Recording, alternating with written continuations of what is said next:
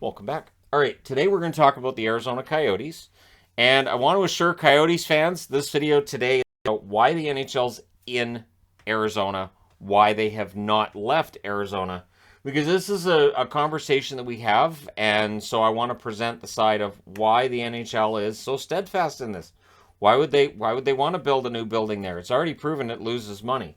Now, making money in the desert's been difficult. There are a few factors, though, that I think have drawn the ire of fans. A, the Winnipeg Jets moved to Arizona. I remember when they sported these that first year, there was a lot of comments about what are those? So they're replacing those beautiful Jets jerseys with that. What? Why? And so there was a lot of dislike on the Canadian side of things because the Jets were gone. Now, the anger could have been directed in numerous directions. It ends up going towards Bettman. That works for the owners. The owners love that Bettman is the heat magnet. That anytime anything happens, they'll be like, "Oh, that's Gary's fault." Well, they're lining their pockets with whatever. But there hasn't been any lining of pockets going on since they got to Arizona either. So that it's that double whammy.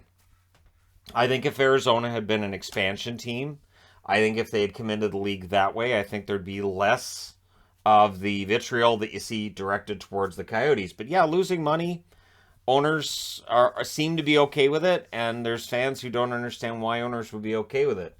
And it really comes down to Phoenix is a huge market, and they understand Phoenix is a huge market. And while yes, they've lost money, the reality is this could work. This absolutely could work, and the Tempe building could be that turnaround once that's in place. It's years down the road that that building's going to go in, and I understand we're still going to be having this discussion for quite a while, but it's a 17-minute drive from Phoenix to Tempe, and it's considered by some to be part of Phoenix. It's part of the metro area. So, an example here locally would be, to me, it feels like if the Canucks were in Burnaby and still called the Vancouver Canucks. Burnaby is 17-minute drive from Vancouver. Depends on which part of Vancouver. But yeah, I mean, it makes some sense to have them in the vicinity of Phoenix. Phoenix has 1.658 million people in it. The city of Tempe has 207,000 people, but it's a growing metropolitan area. There are people moving to the desert right now. So I understand the NHL wanting to stay there from that perspective. And the other problem I've had where I've defended fans of the Coyotes is in all the years they've been in the desert, this team has been spinning its wheels on the ice. So while they've had problems off the ice with ownership, they've had problems off the ice with keeping a building. On the ice, they just haven't been very good for most of their run there. They've had 9 playoff appearances in all of the seasons they've been there. So that's not great. Plus, they had a run to the conference finals in 2012. Well, that was 10 years ago. They won the qualifying round against Nashville in 2020 and then lost in round one. So that's as close as you get to playoff success for the Coyotes. And I understand why fans wouldn't necessarily go out and watch all the games. I get it. And again, full transparency, as somebody who watched the Vancouver Grizzlies come to town, stank it up, and then leave, there will always be a part of me saying, but what would Vancouver have done if they'd had a good team with good management and smart decisions made on the court? Would there still be a team in Vancouver? My argument is probably. But that's the thing with the Coyotes, too. There's been problems off the ice, problems on the ice. And so they're trying to get the market more engaged. Now, Jim Balsley came in and tried to take the team and move it to Hamilton in 2009 in the midst of bankruptcy. And the bankruptcy that the Coyotes went through, again, public perception is this team is an absolute disaster. And it was. Absolutely was. But from the NHL's perspective, it was the buildings, the owners, and it didn't necessarily reflect the market. And that's the difference. The NHL doesn't think that the market is the problem. And again, I'm not saying that there isn't the possibility the market is a problem, and I understand why people are against them. But from the NHL's perspective, it is not the market that's the problem. So when the team filed for bankruptcy in 2009, the NHL quietly assumed responsibility for the team. They quietly threw money in there, and they were owners to make sure that the team was stable. And when Jim Balsley came in and he wanted to move the team to Hamilton. The NHL said you didn't go through the proper channels. He didn't care. And then eventually the NHL was awarded the team in court because Balsley was like, I shouldn't have to follow those rules. They're bankrupt. And the court basically said it doesn't matter if the Coyotes are bankrupt. You can't go around the NHL's rules for moving a team. And so his bid to own the team was rejected. And if he'd owned the team and moved him to Hamilton, just the logistics and just the nightmare that would have been for the NHL. Because again, if you have one owner coming in and dictating, well, I'm just moving this team. And because then it can happen anywhere, can't it? So, I mean, it's easy for us to look and go, well, if they move the Coyotes to Hamilton, who cares? Right. Until, let's say, Melnick's family puts up the Senators and that team ends up somewhere else, ends up in Houston or something, because, well, the NHL can't stop them. So that's the double-edged sword on that one there. Now, December of 2010, Matthew Halsizer was approved as the new owner. He abandoned that bid in June of 2011. He could not come to a financial agreement on how all of it was going to work, and so he backs out.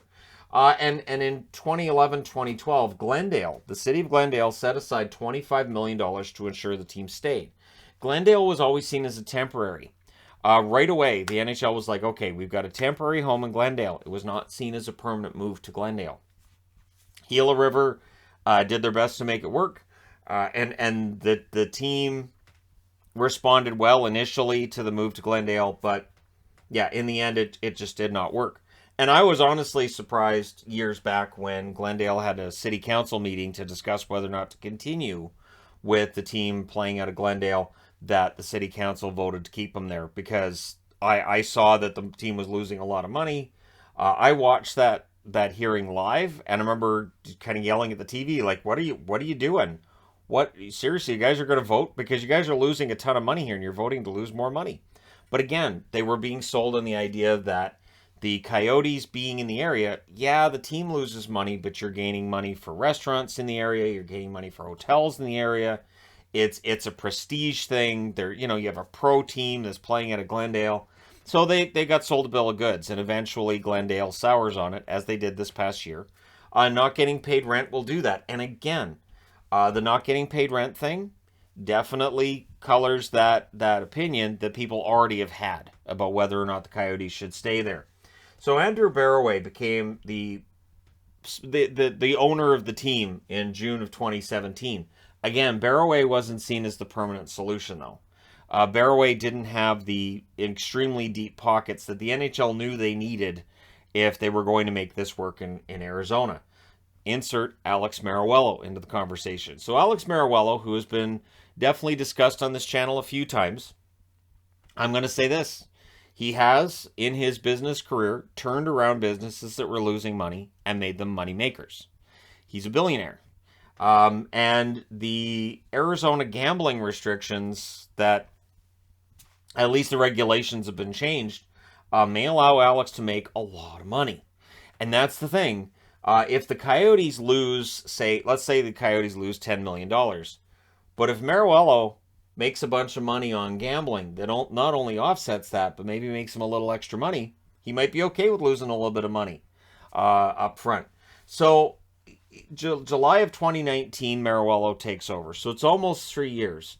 And you can see that the Coyotes as an organization have a lot of work to do. And again, there's been controversies with Mariuello himself and the way that business is run. But in general, this is a team that it's going to take some time to really get this all straightened out. Maybe you have those 3 years at ASU and you figure out the on-ice product, and then you're ready to go into Tempe and you've got all your ducks in a row. I mean, that's essentially what the Coyotes are banking on at this point. Almost legit banking on it.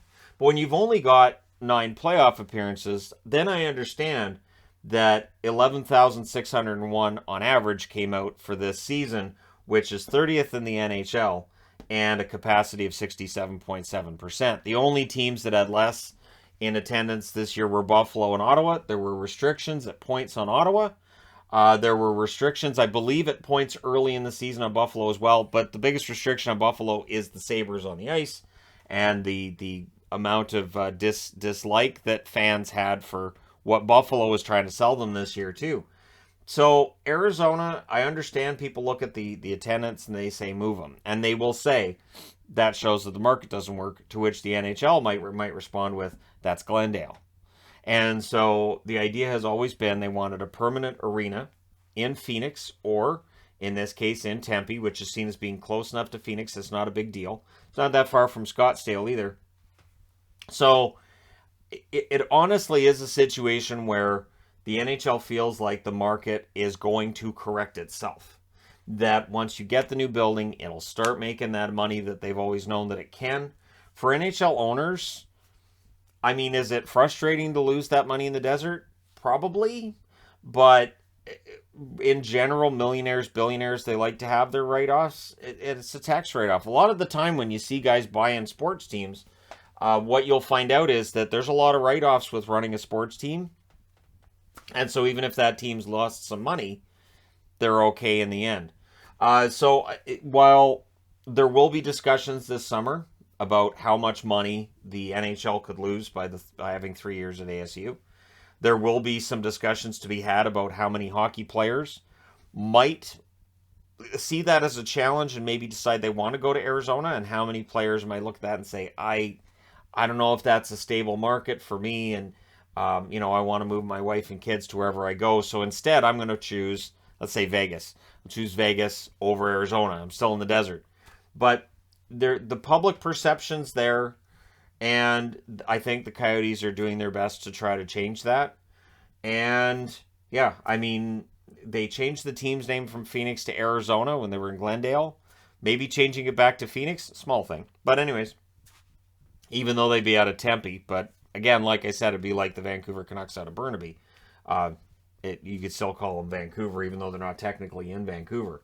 But I understand what the NHL's going with here, because the NHL's looking at a market where they've never had stable ownership. They've never had a building that's worked. And it's a team that hasn't had any success on the ice either. So I really think they look at it as there's things that are broken in Arizona, but it's not the market of Phoenix that's broken. And so if Tempe doesn't work, if they couldn't get a building in Tempe, then maybe the NHL says, all right, and then we have the discussion about whether or not they go to Houston, which would seem to be the most logical solution. But if they get that 30-year agreement not to move, that's going to mean that for cities like Houston, for Quebec City, for any other location that might be looking at the NHL and saying, hey, we wouldn't mind having a team in the NHL, the only solution then would probably be expansion, and the NHL doesn't seem to have any appetite for expansion beyond 32 teams. And none of the North American leagues have gone beyond 32 teams, and I don't think it's going to start now either. There's always that possibility, but at this point in time, I think stabilizing Arizona is the plan for the NHL. And so we can have that debate about whether or not it's going to be stabilized, because I think that's a legit conversation to have. But I don't think this team's going anywhere. I think if they were going to move, the most likely time would have been before they got a billionaire owner, who, again, is looking at this as an opportunity to make some money. And we'll see whether or not he makes the money, whether or not the NHL makes the money, and how all that works out. But, I get why Mariuelo would want to buy a team in Arizona and try to make it work. And we'll see whether or not he can. But again, this is a situation that's been going on for a long time. They now seem to have the stability in ownership. They're looking for the stability with their building. And then the idea is, once things are better on the ice too, then you're going to have the fans in attendance. But yeah, another example I would use is the New York Islanders had lousy attendance for a long time. They moved to Brooklyn. The attendance in Brooklyn at times has been lousy as well. And now they moved back to the Belmont Arena, and it does gangbusters business. So that's another example of a team that at times was talked about, maybe they need to move the Islanders, and they didn't. And it turned out to be the right decision by the NHL. So they could absolutely bring that forward and say, hey, look, or Winnipeg itself, the team that moves to Arizona. The dollar was down, the marketplace wasn't turning a profit. The NHL gets out of Winnipeg, goes back to Winnipeg, and now turns a profit. The building's full, and it's a successful team both on and off the ice. Though they didn't make the playoffs this year, the Jets have had more success in Winnipeg than they did in Atlanta. And I've still argued that the Winnipeg Jets that we have now have more success than the Winnipeg Jets that moved to Arizona. That team did not have a lot of success during its first go-around in the NHL. But there you go. Let me know your thoughts in the comment section below as always. Don't forget to hit like and subscribe if you're browsing your way through, you just happened upon this video. And hey, we'll see how long this goes for, right? Let me know your thoughts. And hey, I will talk to you again soon.